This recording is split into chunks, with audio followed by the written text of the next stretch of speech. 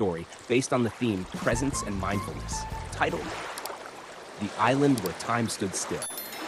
There was once a man named Ara who was always in a hurry. He rushed through breakfast, skipped sunsets, and measured his worth by checklists and clocks. His phone buzzed, his calendar overflowed, and still, he felt behind. Behind in success, behind in joy, behind in life. One evening, after a particularly chaotic day, he booked a solo sailing trip. To reset, he told himself. But even that was squeezed into a long weekend. On the second morning at sea, a thick fog descended. The wind died. His boat drifted aimlessly. By evening, he had lost all sense of direction and himself. Just as panic crept in, he spotted a distant shoreline, an island covered in lush green trees, untouched and eerily calm.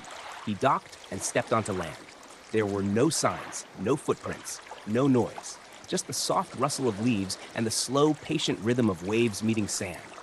He wandered deeper, expecting people, maybe even help, but found only stillness. At the heart of the island was a tall stone tower with no doors, only a wide window at the top. Near it, a wooden sign read, "Welcome to the island where time stands still. You may stay as long as you like, but only if you stop rushing." Arav frowned. Some kind of resort joke, he muttered. But something about the place made him stay.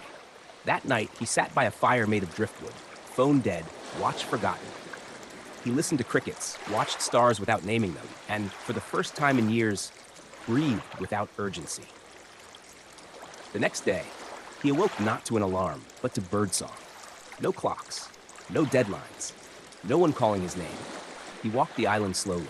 He noticed things, tiny purple flowers growing between stones, the way a gecko blinked one eye at a time, the sound of his own footsteps in the sand. By midday, he found a small hut made of woven palms. Inside was an old man sitting cross-legged, sipping something warm. "You've arrived," the man said, smiling. "I don't know where I am," Arav replied. "You're exactly where you are," the old man said calmly. "That's the rarest place to be." Arav laughed, unsure if it was wisdom or madness. "And what do people do here?" The old man took another sip. "We notice. We befriend silence. We live in each moment before it passes." "That sounds slow." "It is," he said, "and that's what makes it rich." For a while, Arav resisted. His thoughts raced. He kept checking his empty wrist, reaching for a phone that wasn't there. His mind dragged him toward unfinished emails and imaginary emergencies. Then one afternoon, walking through a bamboo grove, he heard a sound, faint, rhythmic, like breathing. He followed it. It was the stone tower. He climbed the vines growing around it and peeked through the top window. Inside was a giant pendulum, swinging silently. But here was the strange part. It wasn't marking time. It wasn't ticking seconds. It was breathing. With every slow swing, the island seemed to exhale. He sat there, legs dangling, and matched his breath with the pendulum's rhythm. And in that moment, something in him softened.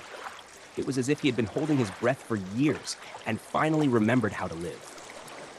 Days passed, or maybe weeks. On the island where time stood still, no one counted. Arav learned to cook with wild herbs, to listen without preparing a reply, to watch clouds without naming their shapes. He spoke with the old man daily, who said little, but always said enough. "You used to live like a race," the old man said once, "but you were never sure where the finish line was." "And now?" Arav asked. "Now you're walking, you're tasting. But won't the world move on without me?" "It always does," the old man smiled, "but now you'll know how to move with it." One morning, Arav found the tide had changed. His boat, once stuck, now floated gently near the shore. He stood beside it, torn. He had no map, no plans, just a heart that beat quieter and stronger. The old man appeared beside him. "You can leave," he said, "or stay, but the island only keeps those who need it." Arav looked toward the horizon. "I think I'm ready to go back." "Then go," said the old man, "but take the island with you." "How?" The old man placed a stone in Arav's hand.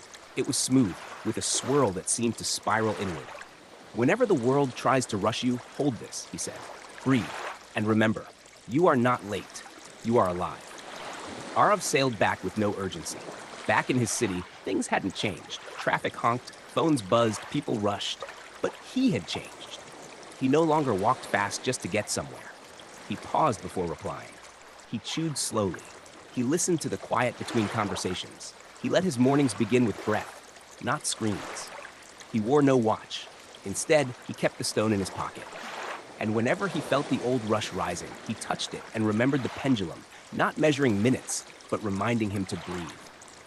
Moral: life doesn't demand you be fast, it asks you to be fully here. Time doesn't need chasing, only noticing. Would you like a script?